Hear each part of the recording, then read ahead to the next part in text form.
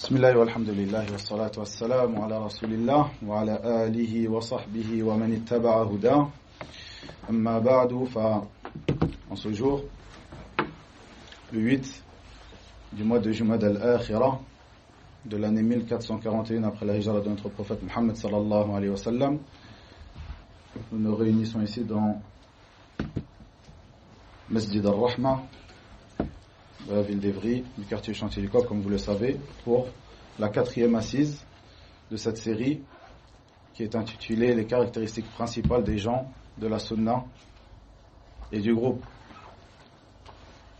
afin d'étudier cette 3e caractéristique et leur position en ce qui concerne al-imama, c'est-à-dire le gouvernorat, et al-bay'a, c'est-à-dire le serment d'allégeance qui est dû à nos gouverneurs.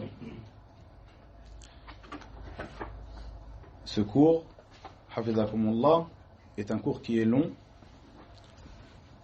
Je vais essayer de le résumer autant que possible. Donc je vous demande d'être très attentifs. Il est long car il y a beaucoup de points et beaucoup de détails à donner que je ne pourrai pas tout donner durant ce cours. Donc je vais résumer autant que possible. Donc soyez très attentifs. Pour commencer, il faut savoir que la da'wa des gens de la Sunna et du groupe Ahl Sunna wal Jama'a ne se résume pas à l'intérêt qu'ils portent en ce qui concerne leur appel au tawhid, comme nous l'avons vu précédemment, et le fait de mettre en garde contre al-shirkiyat, l'association, ou toute forme d'association. Car il y a des gens qui n'ont pas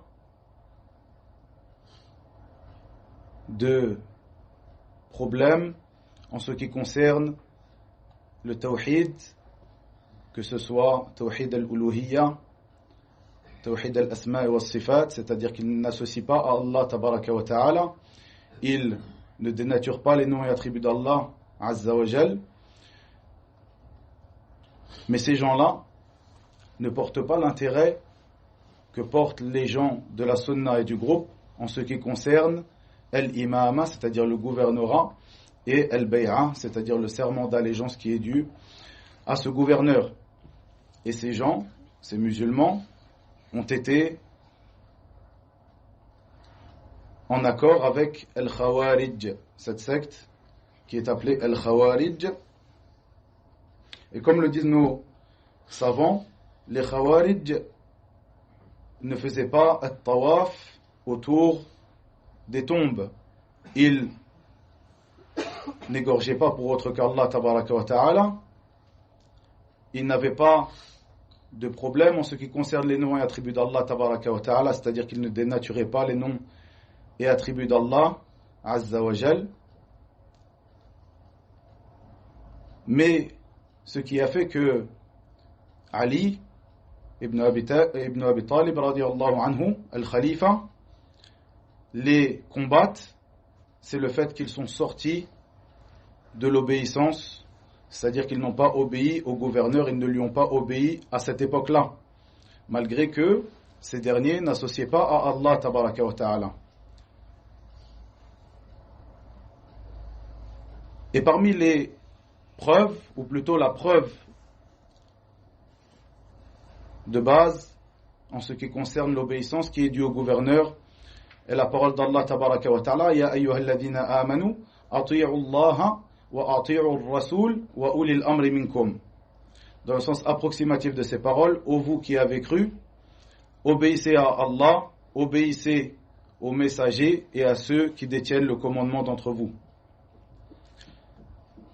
Dans ce verset, nous voyons que Allah tabaraka wa ta'ala appelle les croyants, les gens de foi, à obéir à Allah Azza wa Jal, à obéir aux messagers d'Allah, Muhammad sallallahu alayhi wa sallam, et à obéir à ceux qui détiennent le commandement parmi nous.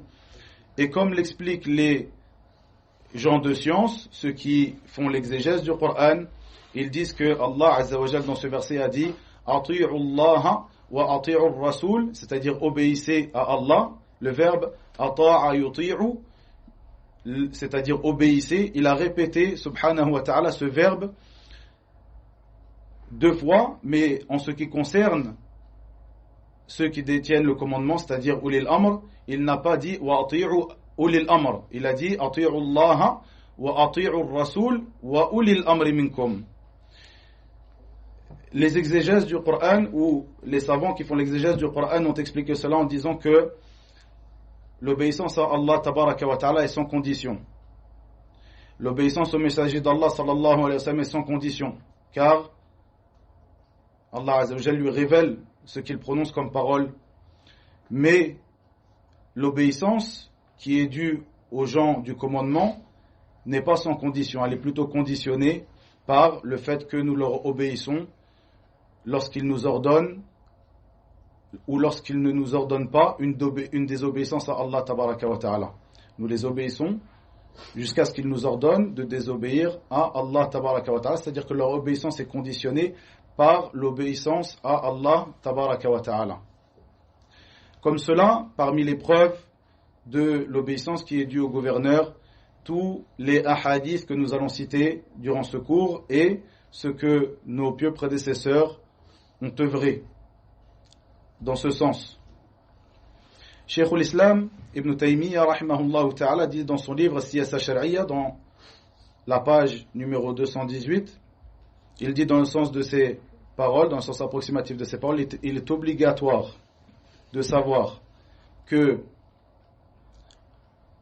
le fait de donner le commandement à l'un d'entre nous, à l'un des musulmans, fait partie des plus grandes obligations dans notre religion.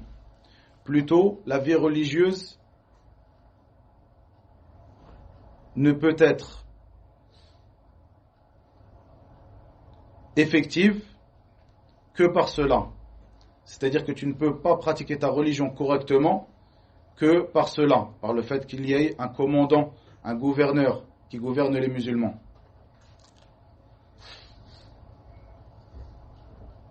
Puis, nous voyons que le prophète Mohammed sallallahu alayhi wa sallam nous a dit dans un hadith qui est authentique,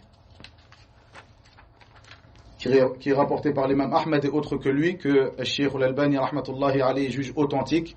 Il dit dans le sens approximatif de ses paroles, le gouverneur, celui qui détient l'autorité, est l'ombre d'Allah sur terre. Dhillullahi fil ard. C'est l'ombre d'Allah sur terre.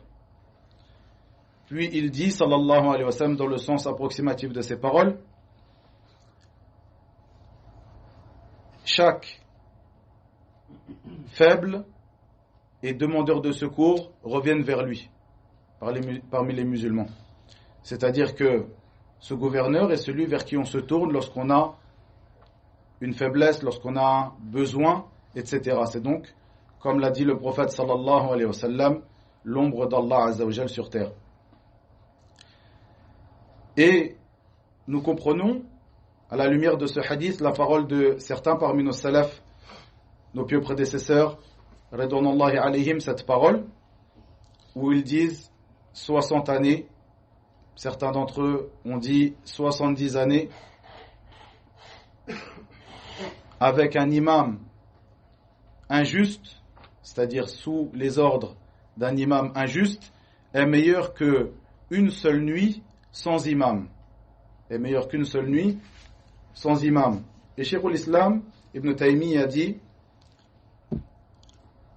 rahimahullah, un imam, quand on dit imam, ici comme on l'a déjà expliqué, c'est-à-dire le gouverneur, celui qui détient l'autorité, le gouverneur des musulmans,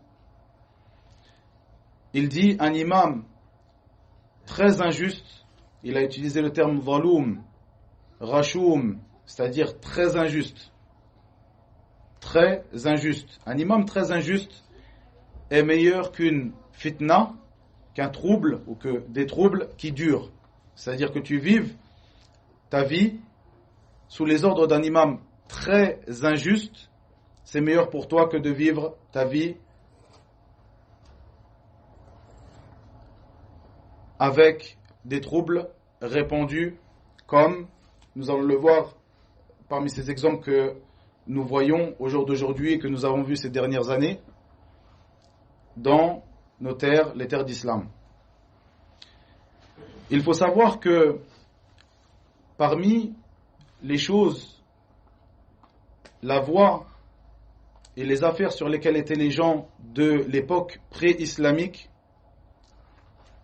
ces affaires et ces choses qui ont été rappelées par Cheikh al-Islam Muhammad ibn Abdul Wahhab dans son livre Masail al-Jahiliya, c'est-à-dire les affaires de l'époque pré-islamique. Il a rappelé le fait que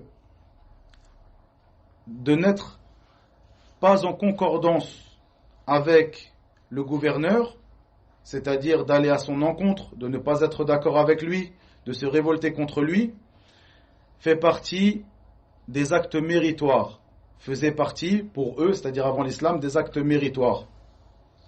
Et le fait d'écouter le gouverneur et de lui obéir faisait partie des actes avilissants et rabaissants. Il a rappelé aussi, rahimahullah, dans son livre, que le prophète sallallahu alayhi wa sallam a été envoyé, bien sûr, pour réformer et corriger les croyances, et il a été envoyé avec l'ordre d'obéir au gouverneur et de patienter, même si ce dernier est injuste. Parmi les sectes qui ont contredit les gens de la sunna et du groupe Ahl Sunna wal Jama'a, il y a Al-Khawarij, Al-Mu'tazila, Al-Murji'a, Al-Shi'a et tout autre groupe qui s'apparente à l'islam, car, comme le dit certains de nos salaf, de nos pieux prédécesseurs, Ridwanullahi alayhim, parmi eux Abu Qilaba, qui fait partie des imams de nos pieux prédécesseurs, il dit Ahlul Bid'i ikhtalafu fil ismi wajtama'u ala as-sayf, c'est-à-dire que les gens de l'innovation, même si leurs noms sont différents, Murji'a, Khawarij, Shi'a, Mu'tazila, Asha'ira, etc., même si leurs noms sont différents, eh bien ils se sont accordés sur le fait de combattre le gouverneur, c'est-à-dire qu'ils se sont, dans sa parole, textuellement, ils se sont accordés autour de l'épée, ou ils se sont réunis autour de l'épée, c'est-à-dire l'épée ici, le fait de sortir et de se révolter contre le gouverneur. C'est une réalité, et parmi ces réalités que les gens de science mettent en avant, le fait que ce groupe, le groupe de Al-Murji'a, c'est-à-dire ce qu'ils voient est que l'iman, la foi, bien sûr, ils sont de plusieurs sortes, ils sont de plusieurs degrés, le Murji'a, mais ils se réunissent sur le fait que les actes ne rentrent pas dans la foi, c'est-à-dire que la croyance del Murji'a, pour résumer, c'est le fait que les actes ne font pas partie de la foi, c'est-à-dire que la foi se résume à la croyance qui se trouve dans le cœur. Parfois certains rajoutent la parole, mais ils ne rentrent pas les actes dans la réalité de la foi. Et bien parmi ces choses que l'ulama met en avant, nous savons mettre en avant le fait que Al-Murji'a se révolte contre le gouverneur. Al-Murji'a se révolte contre le gouverneur. Il voit que cette chose est un mérite, est une chose qui est obligatoire parfois ou bien aimée parfois, très recommandée parfois. Et parmi les choses que nos savants mettent en évidence, le fait que Al-Murji'a, si leur croyance est bien le fait de faire sortir les actes de la réalité de la foi, pourquoi donc ils se révoltent vers le gouverneur? Ils disent que le gouverneur est une personne qui est injuste, est une personne qui n'est pas pieuse. Mais si ces personnes-là, leur croyance est le fait que les actes ne rentrent pas dans la foi, à quel moment ils jugeront que cette personne-là n'est pas pieuse, que cette personne-là a une foi qui est fragile, qui est faible, puisqu'ils ne voient pas le fait que les actes rentrent dans la réalité de la foi. Donc ça fait partie des contradictions de certaines parmi les sectes de l'islam, parmi eux le Murji'a.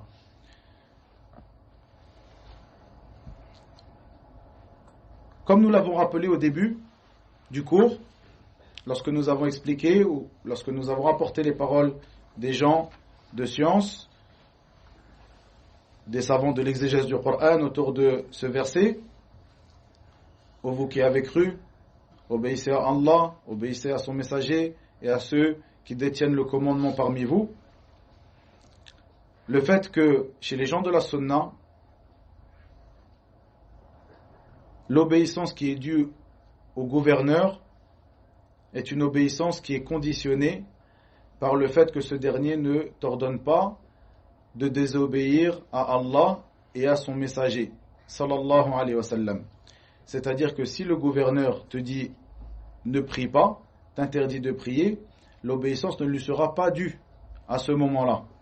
Plutôt, l'obéissance qui lui est due est dans le bien, lorsqu'il t'ordonne de faire un bien, ou lorsqu'il t'ordonne de faire une chose qui ne va pas à l'encontre des ordres d'Allah et de son prophète Muhammad sallallahu alayhi wa sallam.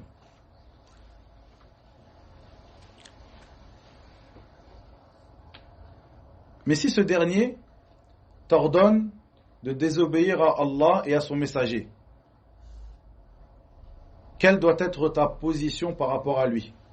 La position des gens de la Sunna est le fait que même si ce dernier peut en arriver à t'ordonner de désobéir à Allah et à son messager, le fait que tu ne te révoltes pas contre lui. Et ça fait partie des grandes bases des gens de la Sunna. Le fait que tu n'as pas le droit de te révolter contre lui, ni d'annuler le serment d'allégeance, ce que nous allons voir dans la deuxième partie du cours, que tu lui as fait. C'est-à-dire que tu ne sors pas de son obéissance. Simplement, tu lui es désobéi à ce moment-là, car elle t'a ordonné de désobéir à celui qui t'a ordonné de lui obéir. C'est-à-dire que ce commandant, ce gouverneur t'a ordonné de désobéir à Allah, et c'est bien Allah qui t'a ordonné de lui obéir à ce gouverneur.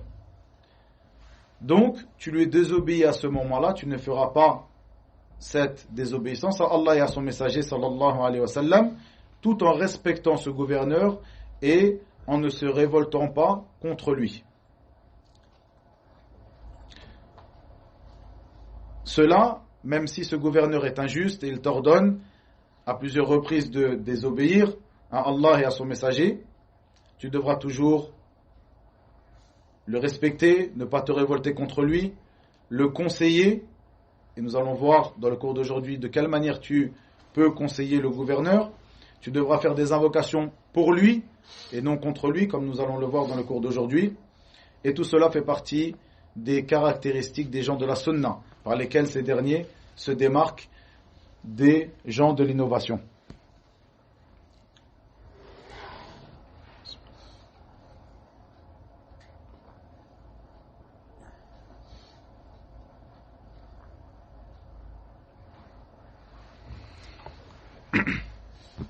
Nous comprenons dans cela que les gens de la Sunna et du groupe Ahl Sunna wal Jama'a ne conditionnent pas l'obéissance qui est due au gouverneur par le fait qu'il soit infaillible. Et comme cela étaient nos pieux prédécesseurs, c'est-à-dire que ne faisait pas parmi les conditions et ne fait pas parmi les conditions de l'obéissance qui est due au gouverneur, et le fait que tu n'as pas le droit de te révolter contre lui, le fait que ce dernier soit infaillible, c'est-à-dire qu'il soit le plus pieux des hommes. Si cela est possible, eh bien, c'est ce qui est meilleur. Car si le gouverneur fait partie des meilleurs des hommes, eh bien, son peuple seront meilleurs et meilleurs. Et comme cela était le prophète sallallahu alayhi wa sallam, qui était le meilleur des hommes, et il avait sous ses ordres, en dessous de lui, le meilleur des peuples et les meilleurs des hommes, comme il l'a dit lui-même, les meilleurs des gens sont ma génération, puis ceux qui m'ont suivi, puis ceux qui m'ont suivi, puis ceux qui les ont suivis, puis ceux qui les ont suivis. Et comme cela était nos pieux prédécesseurs, c'est-à-dire que radouanallahi alayhim, nos pieux prédécesseurs ne conditionnaient pas cette obéissance qui est due au gouverneur par le fait qu'il soit infaillible, qu'il ne fasse pas de péché. Et comme cela, nous trouvons la plupart des grands imams de cette communauté dans ce qui est rapporté d'eux, dans des recueils qu'ils ont écrits, dans des narrations qui ont été rapportées d'eux, cette parole-là. Comme par exemple la parole de l'imam Ahmed dans son livre Usul Sunnah que vous connaissez tous, les fondements de la Sunna. Ce livre où il dit, ou ce petit livre, ce petit épître, ce petit recueil des fondements des gens de la Sunna où il dit Rahimahullah, et nous voyons l'obéissance et l'écoute qui est due au gouverneur, celui qui gouverne les musulmans. Nous voyons que ceci est une obligation dans le bien, tant que ce dernier n'ordonne pas de désobéir à Allah et à son messager, que ce dernier soit quelqu'un de bienveillant, de bon, de pieux, ou qu'il soit parmi les gens de la perversion, dans le sens approximatif de ces paroles.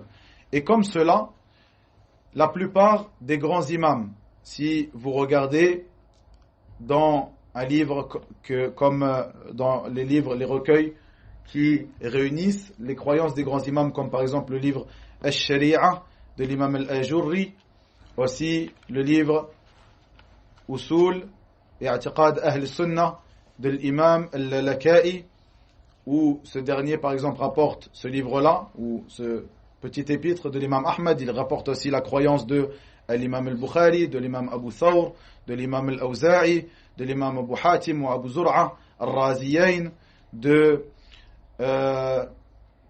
l'imam Ali ibn al-Madini, rahmatullahi alayhim. Eh bien, tu trouveras que chacun d'entre eux a parlé de cela et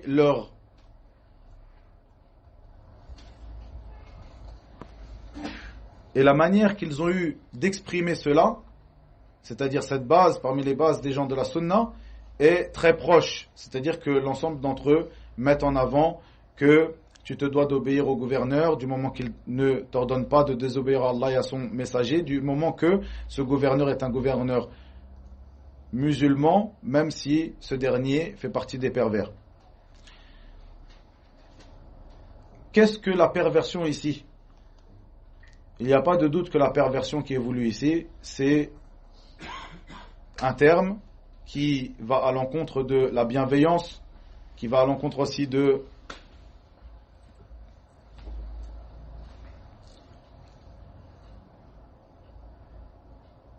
c'est un terme qui va à l'encontre de la bienveillance, ainsi de la droiture,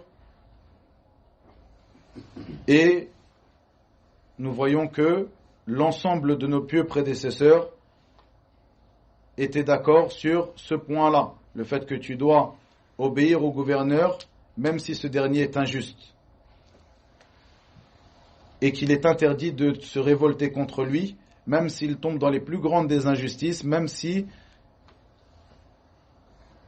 il en vient à prendre tes biens et à te frapper, comme il est venu dans le hadith qui est rapporté par Hudhayfa radiyallahu anhu, ce hadith qui est dans Sahih Muslim, ce hadith qui est authentique, il se trouve dans le Sahih de l'imam Muslim. Et le prophète sallallahu alayhi wa sallam dans ce hadith, comme vous le connaissez, il dit Isma' wa ati' wa in daraba dhahrak wa akhadha malak. Donc le prophète sallallahu alayhi wa sallam ordonne Hudhayfa, parmi les plus grands des compagnons radiyallahu anhum ajma'in, d'écouter et d'obéir, et même si ce gouverneur prend ton argent et te frappe ton dos textuellement dans le hadith. Donc c'est bien là la croyance des gens de la Sunna. Ce hadith se trouve dans le Sahih de l'imam Muslim. Et nous trouvons que les gens de l'innovation, à leur habitude, trouvent le moyen de parler et de remettre en question la véracité de ce hadith, sachant que l'ensemble de ces innovateurs, ces gens de l'égarement qui remettent en cause ce hadith, sont d'accord sur le fait que le recueil de l'imam Muslim est est un recueil authentique de hadith et que l'ensemble des hadiths ou la grande majorité des hadiths qui se trouvent dans ce dernier sont authentiques, mais ils trouvent toujours le moyen à leur habitude de parler à propos de ce hadith. Et l'imam al-Nawawi rahimahullah ta'ala, ce dernier, ou al-Hafiz al-Nawawi pour être plus exact, al-Hafiz al-Nawawi rahmatullah alayh, qui lui bien sûr est reconnu unanimement chez ces gens de l'innovation et de l'égarement qui ne reconnaissent pas la véracité et l'authenticité de ce hadith. Al-Hafidh al-Nawawi dit dans son explication du Sahih de l'imam Muslim que ce dernier, dans le sens approximatif de ses paroles, ce dernier, donc ce hadith, a plusieurs narrations, c'est-à-dire qu'il est rapporté de plusieurs manières, de plusieurs voies, de plusieurs manières, de plusieurs rapporteurs qui rapportent ce même hadith, et que l'ensemble de ces narrations font que ce hadith est authentique. Et bien sûr, l'ensemble de ces gens de l'innovation qui trouvent quelque chose à dire sur ce hadith reconnaissent la place de Al-Hafidh al-Nawawi rahimahullah.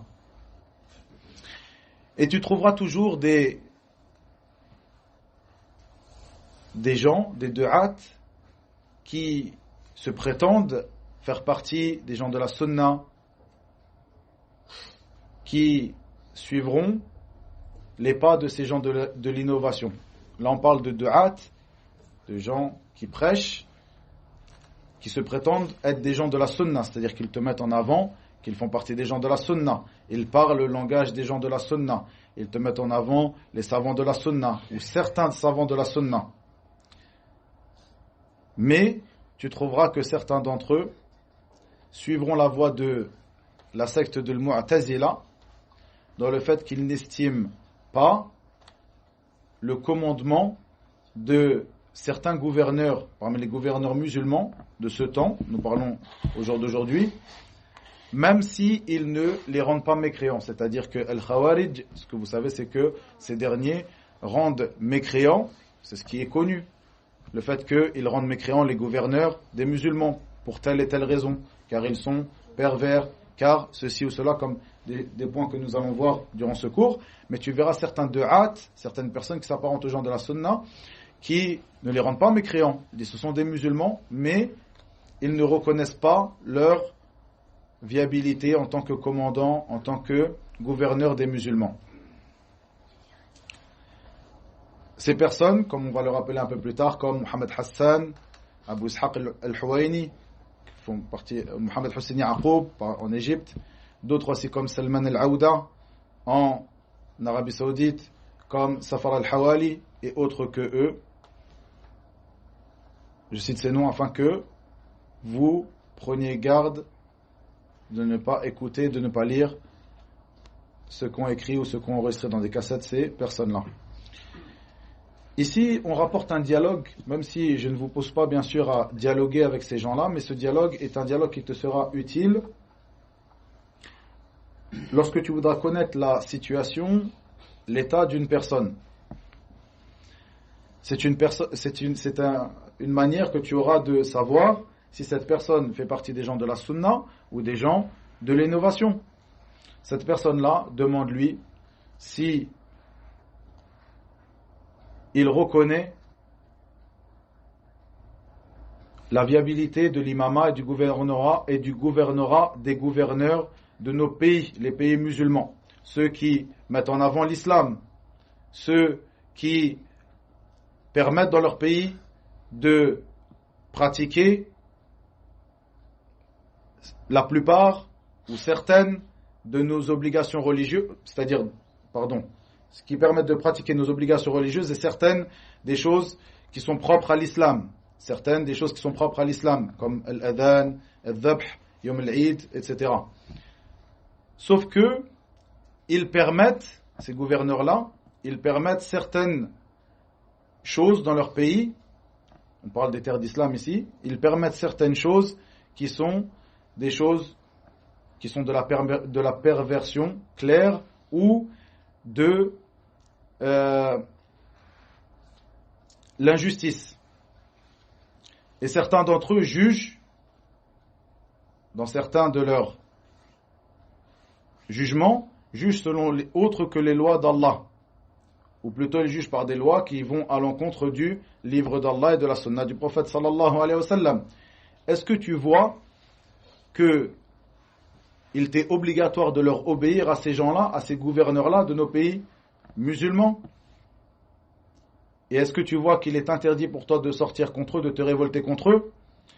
Si cette personne te répond par oui, je vois que leur gouvernorat, leur commandement est viable, est valide, et qu'il m'est interdit de me révolter contre eux, eh bien, il te dit oui, et c'est comme cela qu'étaient nos pieux prédécesseurs, eh bien, sache que cette personne-là est un sunni salafi, c'est-à-dire qu'il suit la voie des pieux prédécesseurs, qu'il suit la sunna du prophète sallallahu alayhi wa sallam. Mais si cette personne-là commence à tourner sa langue dans sa bouche, à parler d'une manière qui n'est pas compréhensive, qui commence à tourner en rond, et à te dire que, à propos de cela, les savants ont divergé,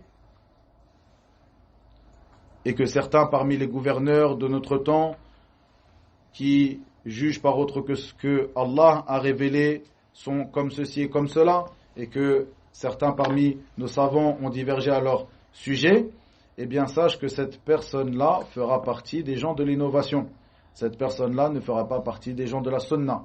Et c'est une manière pour toi, ceci est une manière pour toi de reconnaître cette personne.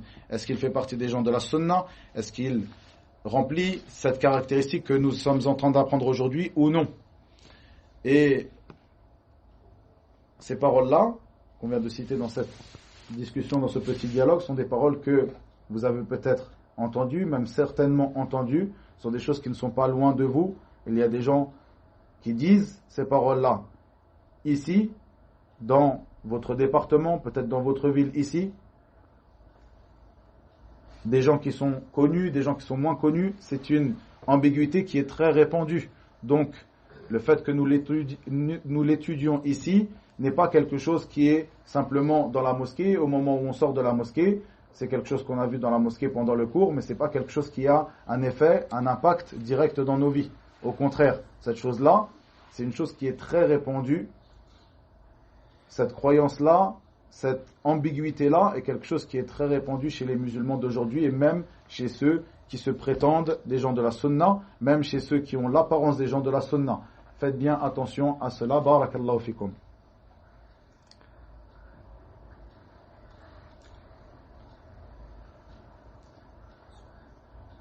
Comme cela, Cheikh al-Islam Ibn Taymiyyah, rahimahullah ta'ala, dans plusieurs de ses livres, a mis en évidence la voie de nos pieux prédécesseurs, la voie des gens de la sunna, en ce qui concerne la manière de se comporter par rapport aux gouverneurs des musulmans.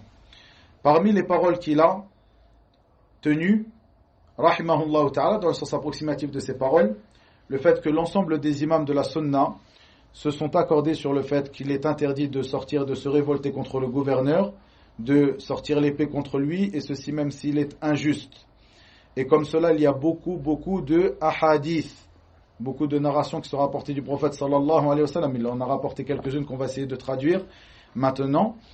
Et avant cela, il a dit que la cause de ces ahadiths, pourquoi le prophète sallallahu alayhi wa sallam nous a interdit cela, le fait de se révolter contre le gouverneur, même si ce dernier est injuste, même si ce dernier est pervers, car il y a dans le fait de se révolter contre lui et de se soulever contre lui un plus grand mal que le fait de patienter face à sa perversion et face à sa perversion et face à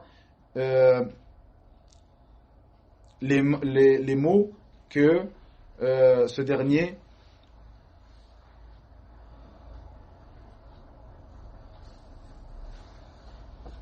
ou les mots que le fait de patienter contre lui entraîne au sein de la communauté musulmane.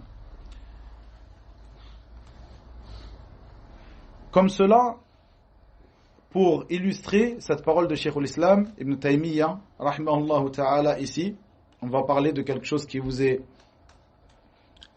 d'actualité tout ce qui s'est passé dans les pays musulmans ces dernières années. Peut-être pour les plus jeunes d'entre vous, ils ont grandi dans cela. Pour les plus jeunes d'entre vous ici, ils ont grandi dans cela. Ce qui a été appelé à tort Al-Rabi' Al-Arabi, c'est-à-dire le printemps arabe. Puisque la plupart de ces choses-là se sont trouvées dans les pays arabes. Donc ils ont été appelés à tort ces révolutions, ces soulèvements contre le gouverneur, car c'est comme ça qu'il faut l'appeler, et non le printemps arabe, et non des manifestations ou même des manifestations pacifiques. Car même si ces manifestations sont entre guillemets pacifiques, c'est-à-dire qu'il n'y a pas de morts, il n'y a pas de blessés, etc., cela reste dans notre religion un khurouj contre al-hakim. Ça reste le fait de se révolter, de sortir contre le gouverneur. Cette chose qui fait partie des caractéristiques principales de al-khawarij et non des gens de la sunna. Comme vous le voyez dans tous ces pays, et regardez le mal que cela a engendré, en commençant par la Tunisie, qui était le premier pays à se révolter, puis l'Égypte, puis d'autres pays où il y a eu des mâles encore plus grands, comme par exemple la Libye, comme par exemple la Syrie, comme par exemple l'Irak, etc. Donc, c'est quelque chose d'actualité. Certains d'entre vous ont grandi dans cela. Certains d'entre vous ont grandi dans cela pour les plus jeunes, c'est-à-dire que pour eux, ils n'ont vu que cela. Aux informations, par exemple, le fait que dans ces pays, les pays musulmans, on se révolte contre le gouverneur, on fait des manifestations, on se met en grève pour se révolter pour certaines,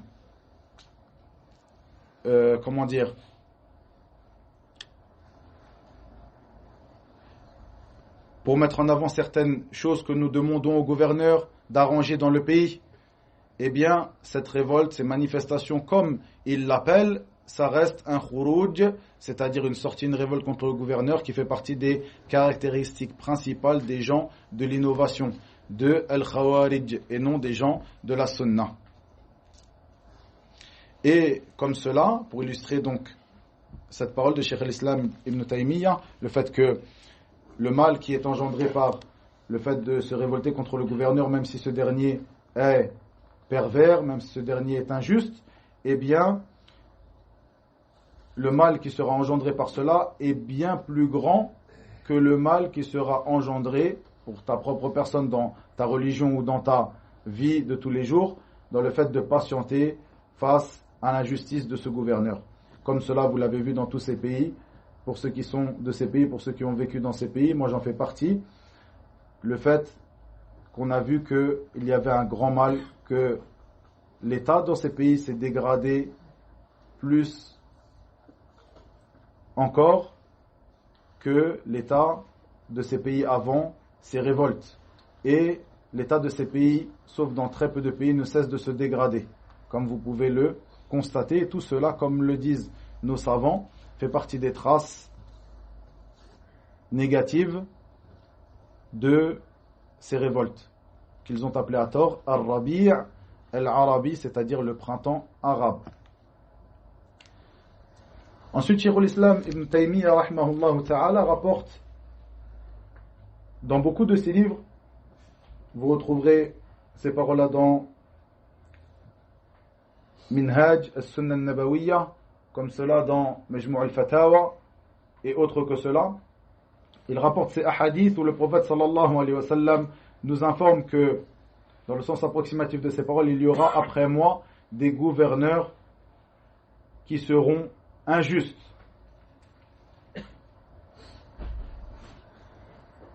Et les sahaba de lui demander, ridwanullahi alayhim, que devrons-nous faire, ya Rasulallah, à ce moment-là, lorsque ces gouverneurs injustes apparaîtront? Devrons-nous les combattre par l'épée? Et le prophète sallallahu alayhi wa sallam de dire non, du moment qu'il prie. Non, du moment qu'il prie. Et dans certaines versions, non, du moment qu'il célèbre la prière ou qu'il vous laisse célébrer la prière. Et ici, comme nous le dit Cheikh al-Islam Ibn Taymiyyah, rahimahullah ta'ala, nous voyons que le prophète sallallahu alayhi wa sallam nous a interdit de nous révolter, de les combattre.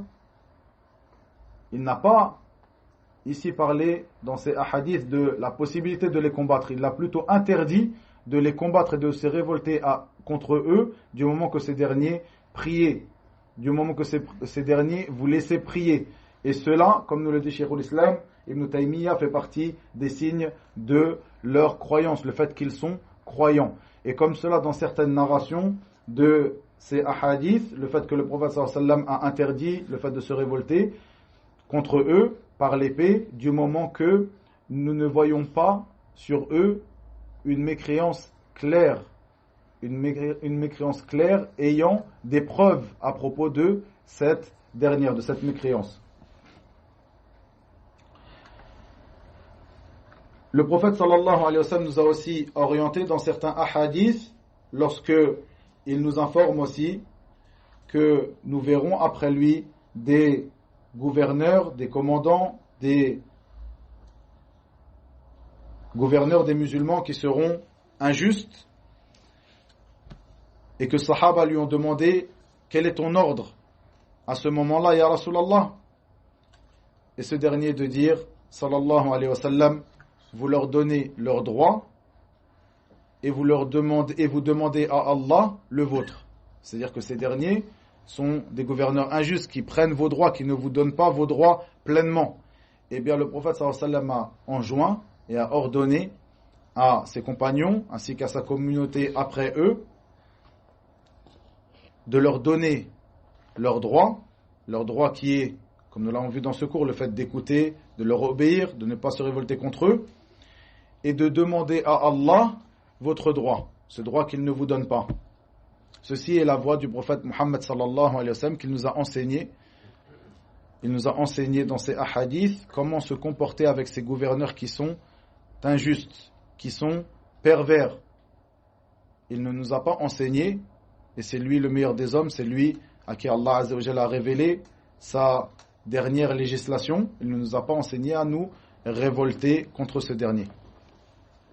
Il nous dit comme cela, sallallahu alayhi wa sallam, dans un autre hadith, et tous ces hadiths donc, j'essaye de traduire ici, donc cet essai de traduction qui ont été rapportés par Cheikh al-Islam Ibn Taymiyyah, rahimahullah ta'ala, se trouvent dans les deux recueils authentiques, dans le recueil de l'imam al-Bukhari et dans le recueil de l'imam Muslim, c'est-à-dire qu'ils sont à un plus haut degré d'authenticité. Ces hadiths-là se trouvent à un plus haut degré d'authenticité. Il dit dans le sens approximatif de ces paroles, celui d'entre vous qui voit sur son commandant une chose qu'il déteste, qu'il patiente. Car celui qui se détachera du groupe des musulmans d'un empan, celui-là mourra mourra sur une mort de l'époque pré-islamique. Celui qui se détachera du groupe des musulmans, ne serait-ce que d'un empan, mourra sur une mort ou selon une mort de l'époque anté-islamique.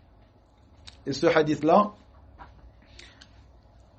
est illustré par la parole de Cheikh al-Islam Muhammad ibn Abdul Wahhab que nous avons rappelé au début du cours, le fait que cela fait partie des affaires sur lesquelles étaient les gens de l'époque anté-islamique, le fait qu'ils voyaient que le fait de se révolter contre le gouverneur, de ne pas être en accord avec lui, faisait partie des actes méritoires. Et comme cela, le fait d'obéir au gouverneur, de faire ce qu'il dit, eh bien cela fait partie des actes avilissants et rabaissants.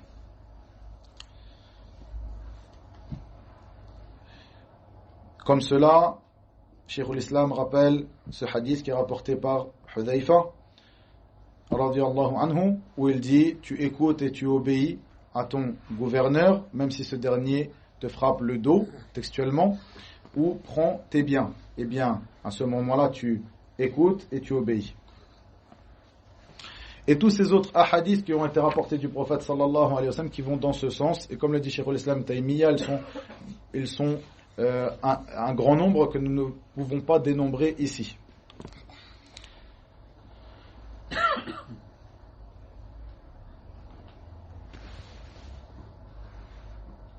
Ici, je vous ai rapporté un exemple de nos pieux prédécesseurs, leur manière qu'ils avaient de se comporter face à ces gouverneurs qui étaient injustes, qui étaient pervers. Cet exemple de Al-Hajjaj ibn Yusuf al-Thaqafi. Cette personne-là, vous avez certainement entendu parler de lui, qui a vécu, qui était un gouverneur, qui était sous le règne ou sous le gouvernorat de Bani Umayya, des Omeyyades, parmi eux sous le gouvernorat de Marwan ibn Abdel Malik, de Abdel Malik ibn Marwan et de son père Marwan, et ce dernier qui était un gouverneur puisqu'il avait le commandement du khalifa, donc du gouverneur général des musulmans, de Abdel Malik ibn Marwan et de son père Marwan. Et c'était un chef de guerre des musulmans. Cette personne-là qui est très connu, donc Al-Hajjaj ibn Yusuf, qui est très connu pour le fait qu'il était très très injuste, qu'il a tué beaucoup de musulmans, qu'il était vraiment, on l'utilise comme exemple de l'injustice. Al-Hajjaj ibn Yusuf al-Thaqafi. Cette personne-là qui a fait couler beaucoup de sang, qui a été bien souvent à l'encontre des commandements d'Allah tabaraka wa ta'ala, qui a tué certains parmi les grandes personnalités, si on peut le dire comme cela, entre guillemets, de notre communauté, comme Saïd ibn Jubayr, qui faisait partie des imams de Tabi'in, comme cela, Ibn Zubayr, radiyallahu anhu, qui était un compagnon, qui était le fils de Az-Zubayr, qui faisait partie des plus grands parmi les compagnons du prophète sallallahu alayhi wa sallam, et le fils de Asma, binti Abi Bakr, qui faisait partie aussi, radiyallahu anhum ajma'in, qui faisait partie aussi des grandes sahabiyat. Ibn Zubayr, qui était lui-même, Abdullah ibn Zubayr, qui était lui-même un compagnon, et ce dernier, Al-Hajjaj ibn Yusuf, l'a tué dans l'enceinte de la Kaaba. Eh bien, cette personne-là, Al-Hajjaj ibn Yusuf al-Thaqafi, malgré tout le mal qu'il a fait et toutes ces personnes qu'il a tuées, et parmi eux, certains parmi les Sahaba, comme on vient de le voir, eh bien, nous voyons que Ibn Umar, Abdullah ibn Umar, qui faisait partie des plus savants parmi les Sahaba, plutôt il est rapporté d'Abdullah ibn Umar, radiyallahu anhuma, qu'il faisait partie de ceux qui étaient les plus avides de suivre le prophète sallallahu alayhi wa sallam dans sa sunna de la meilleure des manières. Eh bien, cette personne, Abdullah ibn Umar, qui a vécu au temps de Al-Hajjaj, ne s'est pas révolté contre lui et n'a pas délaissé le fait d'écouter et de lui obéir. Malgré tout le mal qu'il a pu voir et malgré le fait que certaines personnes à son époque sont venues le voir pour se révolter contre lui. Donc ici, on voit l'œuvre de As-Sahaba. Comment étaient les Sahaba par rapport à cela? Par rapport à un gouverneur qui était injuste, bien plus injuste que tous les gouverneurs que vous avez au jour d'aujourd'hui et dans les années passées. Al-Hajjaj ibn Yusuf al-Thaqafi, qui a tué certains parmi les Sahaba du prophète sallallahu alayhi wa sallam dans l'enceinte de la Kaaba.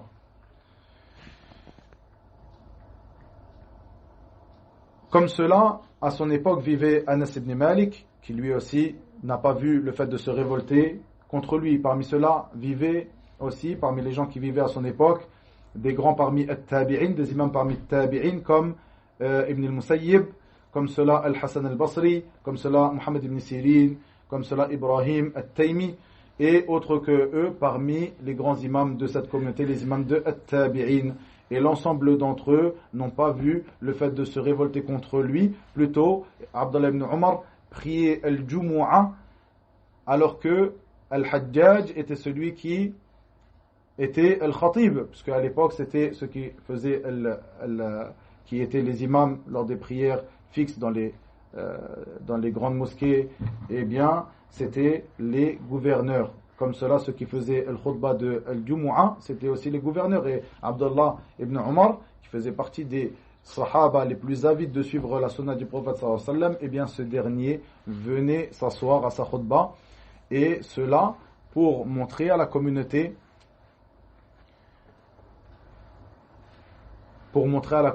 la manière de se comporter, la manière de comprendre les hadiths qui ont été rapportés par le prophète sallallahu alayhi wa sallam concernant l'écoute et l'obéissance qui est due au gouverneur des musulmans.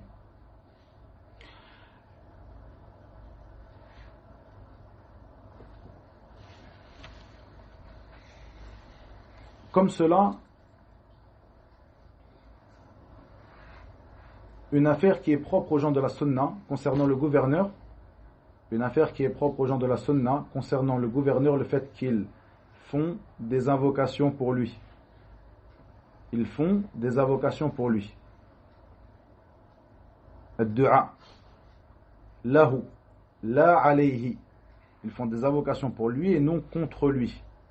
Chose qui fait partie des caractéristiques des gens de l'innovation. Le fait de faire des invocations contre le gouverneur. Sur le minbar, Yawm al-Jumu'ah, lors des cours, lors des assises privées, ils font des invocations pour lui et non contre lui.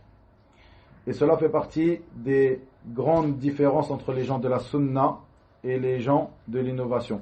Comme cela, ce grand savant, Cheikh Abd Salam ibn Barjis, rahimahullahu ta'ala, dans son livre Mu'amalat al-Hukkam, qui est un livre très important, celui qui veut apprendre la manière de se comporter avec les gouverneurs et qui comprend la langue arabe, qui lit ce livre-là, Mu'amalat al-Hukkam, qui est un livre très important de Cheikh Abd Salam ibn Barjis, rahimahullahu ta'ala, lorsqu'il parle de cela, c'est-à-dire de ad-du'a, le fait d'invoquer pour le gouverneur et non contre lui, il rapporte cette parole de l'imam al-Barbahari dans son livre Sharh al-Sunnah, donc cet imam al-Barbahari à propos duquel nous avons déjà parlé, qui est mort en l'an 329 après la hijra du prophète Muhammad sallallahu alayhi wa sallam, dans son livre Sharh al-Sunnah, qui était un livre de référence chez les gens de la Sunna, qui contient les fondements des gens de la Sunna. Il dit, dans le sens approximatif de ces paroles, si tu vois un homme faire des invocations contre le gouverneur, sache que cette personne est une personne des passions,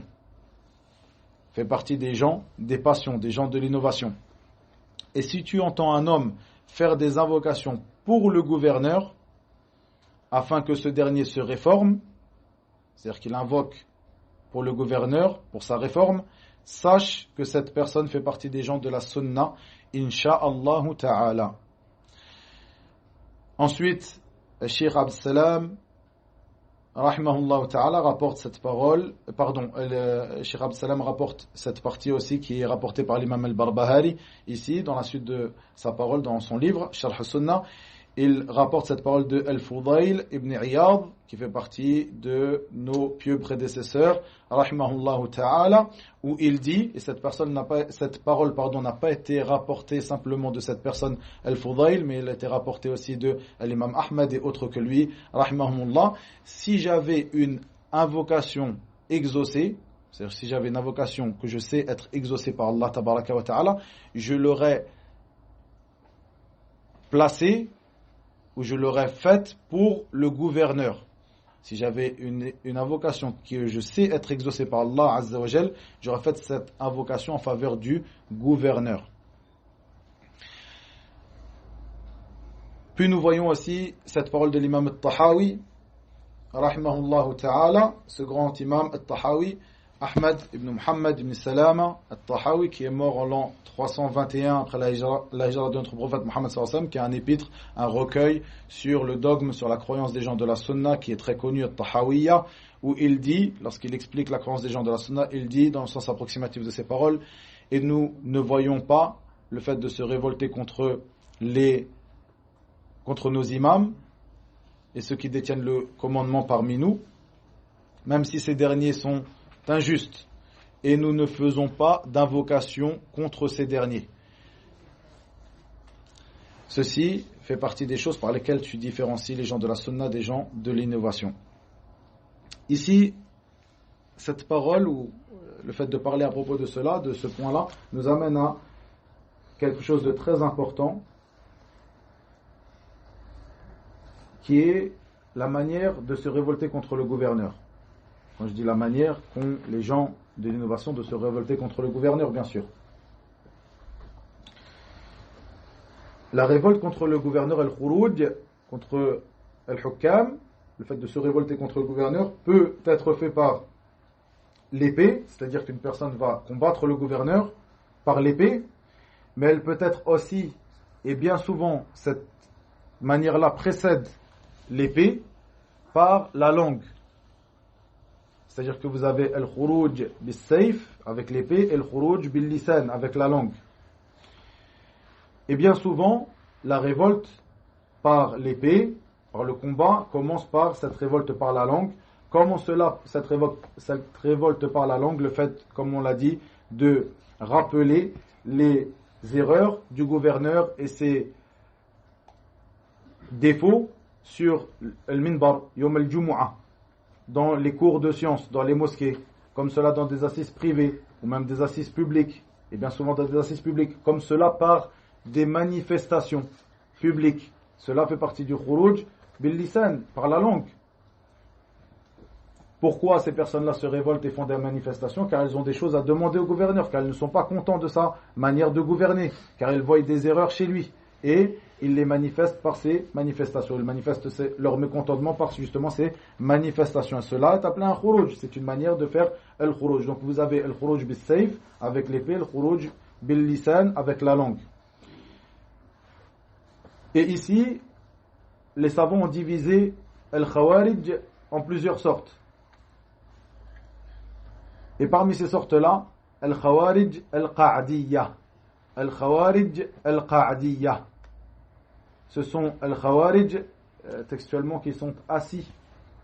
Pourquoi cette appellation? Car ce sont des khawarij, on les appelle khawarij, ce sont des gens qui ne sont pas sur la sunna, ils sont appelés, caractérisés par khawarij, mais ces derniers ne sortent pas, ne se révoltent pas contre le gouverneur par l'épée, plutôt par la langue simplement. Ce sont des gens, comme par exemple au jour d'aujourd'hui, Mohamed Hassan, Abu Ishaq al-Huwaini, ces grandes personnalités que vous entendez, donc Salman al-Aouda, Safar al-Hawali, ces grands khawarij de notre époque, ces gens qui, eux, dans leurs cours, dans leurs cassettes, dans leurs livres, enjoignent les musulmans à se révolter contre le gouverneur. Mais ce sont les derniers, bien sûr, le fait de se révolter n'est pas une chose, comme on l'a vu ici, n'est pas une chose méritoire. Mais ici, par rapport à eux, leur croyance, le fait que ceci est une chose méritoire, c'est quelque chose qu'il faut faire, c'est une obligation religieuse, on voit que ce sont les derniers à sortir comme cela, par exemple, pendant la révolution qu'il y a eu en Égypte, pendant le soi-disant printemps arabe, ces personnes-là, Abu Ishaq al-Huwaini, qui est une grande personnalité dans le monde musulman, Mohamed Hassan, comme cela Youssef al-Qaradawi aussi, qui enjoignait les gens à se révolter, c'était les derniers à sortir contre le gouvernement, à se révolter, plutôt ils étaient cachés dans leur château qu'ils ont construit avec l'argent des pauvres musulmans qui les suivent aveuglément. Ceci, bien sûr, encore une fois, ce n'est pas un acte méritoire de se révolter comme on l'a vu, mais d'après leur croyance, c'est parmi les choses les plus importantes, et plutôt comme on va le voir plus tard, cela fait partie des obligations primordiales dans la religion de se révolter contre le gouverneur afin de mettre un gouverneur pieux à notre tête. Ça, c'est leur croyance à eux, al-Khawarij. On va terminer le cours d'aujourd'hui par cela, Inch'Allah, le cours. Donc le cours d'aujourd'hui était sur la position des gens de la sunna par rapport à l'imam, c'est-à-dire le gouvernorat et le bay'ah, c'est-à-dire le pacte d'allégeance ou le serment d'allégeance qui est dû au gouverneur musulman. Ce qui est en relation avec le bay'ah, on va le remettre à la semaine prochaine, Inch'Allah ta'ala. On va terminer le cours d'aujourd'hui par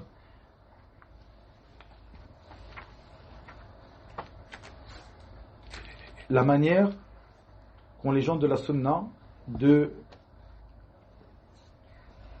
conseiller le gouverneur. Puisque ici, nous avons un gouverneur et nous avons des gouvernés. Et ce gouverneur, s'il est pervers et s'il est injuste et s'il a des manquements dans sa religion, tu te dois de faire quelque chose. C'est par cela, par cette porte-là, que passe Al-Khawarij pour faire tomber les jeunes dans leur filet. Tu te dois de faire quelque chose. Tu vois ce mal-là, tu te dois de faire quelque chose. Qu'est-ce que tu dois faire, toi, en tant que musulman qui te revendique des gens de la sunna? Tu te dois, comme on l'a vu ici, de patienter, d'obéir au gouverneur du moment que ce dernier ne t'ordonne pas de désobéir à Allah et à son messager, sallallahu alayhi wa sallam, mais comme cela, tu te dois de le conseiller. Car la religion c'est le conseil, comme l'a dit le prophète Mohammed sallallahu alayhi wa sallam. Comme cela, tu te dois de le conseiller. Comment tu peux le conseiller? La manière qu'ont les gens de la sunna de conseiller les gouverneurs est la manière qui est définie et la voie qui est tracée par notre prophète Mohammed sallallahu alayhi wa sallam dans ce hadith qui est rapporté par l'imam Ahmad rahimahullah et autre que lui, qui est un hadith qui est authentique où il dit dans le sens approximatif de ses paroles, celui qui désire conseiller le gouverneur, qu'il ne fasse pas ce conseil publiquement, mais plutôt qu'il le prenne par la main et qu'il se retrouve dans un endroit seul avec lui. Si ce dernier accepte de lui, eh bien ceci est une bonne chose. Mais sinon, c'est-à-dire s'il n'accepte pas de lui, eh bien il a certes fait ce qui lui était demandé.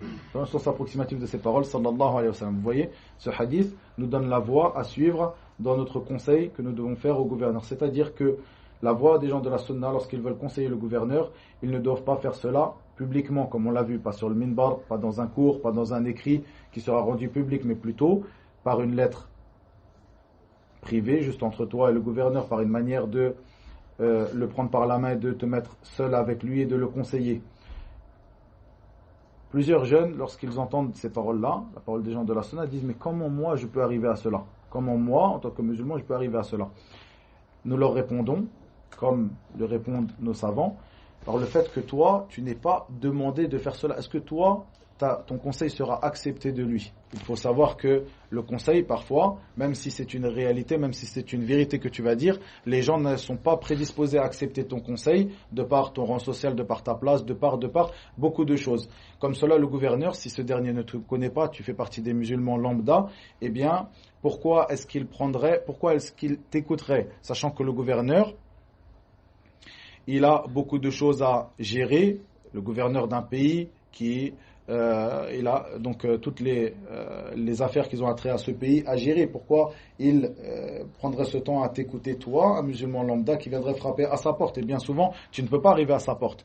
Donc ce qui t'incombe, c'est le fait de revenir aux gens de science. Et les gens de science, c'est à eux de faire ce travail-là.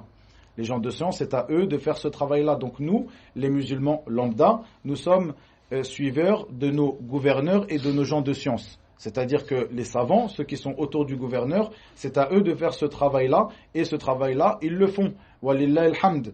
Et toi, il ne t'est pas demandé, ou il n'est pas demandé à tout à chacun de faire ce travail, d'aller frapper à la porte du gouverneur et de lui donner ce conseil.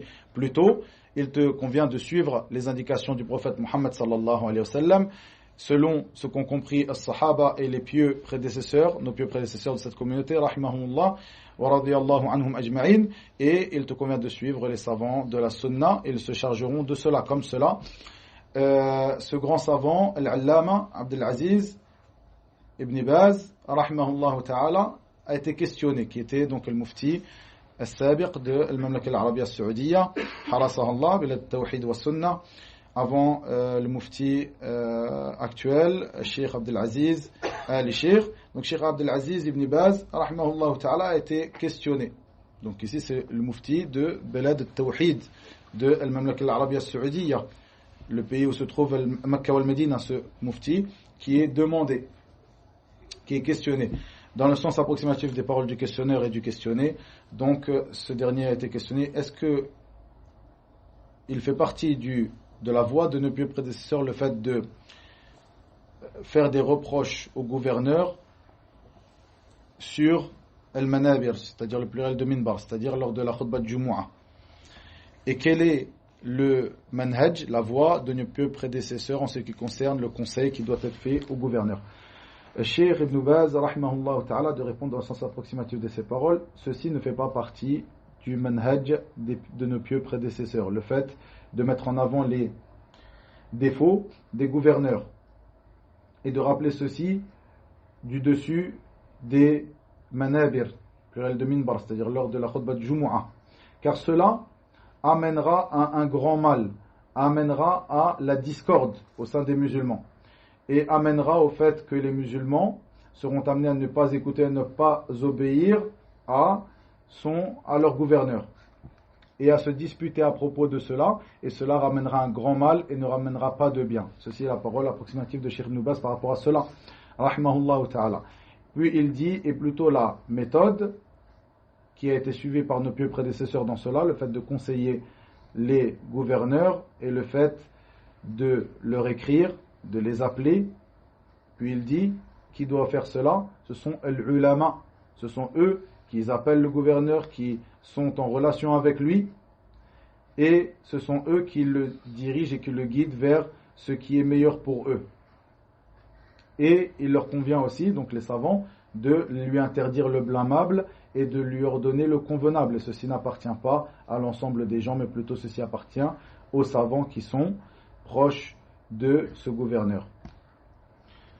Une dernière parole par rapport à cela, et avant d'arrêter le cours, une ambiguïté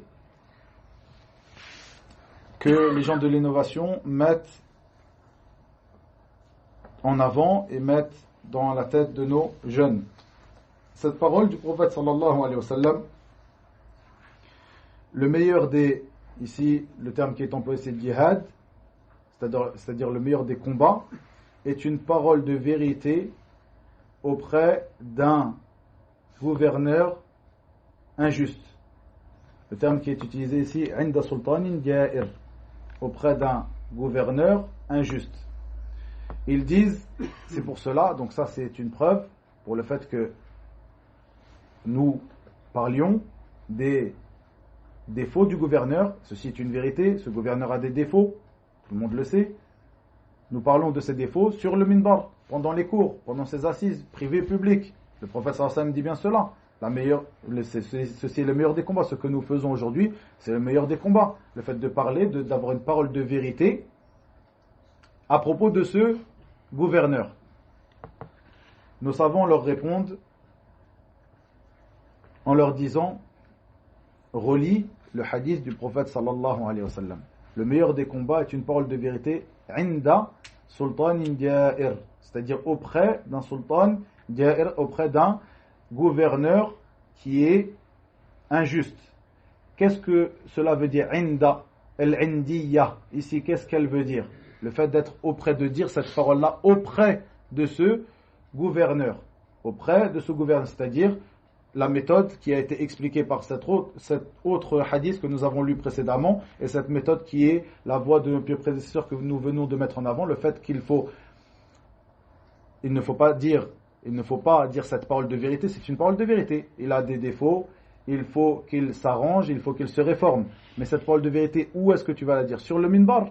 Est-ce qu'à ce moment-là, tu auras fait ce que le prophète sallallahu alayhi wa sallam a dit? Inda sultanin ja'ir. Est-ce qu'à ce moment-là, sur le minbar, tu es indahu, tu es auprès de lui? Plutôt, tu es sur le minbar, à des kilomètres de lui, et tu prétends appliquer l'enseignement prophétique qui est renfermé dans ce hadith. Eh bien, cela est une mauvaise compréhension de ce hadith, et une mauvaise compréhension de la voie de nos pieux prédécesseurs. On terminera le cours d'aujourd'hui, c'est-à-dire la position des gens de la sunna en ce qui concerne l'imama et al-bay'a. Par rapport à l'imama, vous avez tout le cours aujourd'hui, et le prochain cours sera sur al-bay'a, c'est-à-dire le serment d'allégeance qui est dû au gouverneur. Qu'est-ce que veut dire ce serment d'allégeance? Qu'est-ce que veut dire cette bay'a?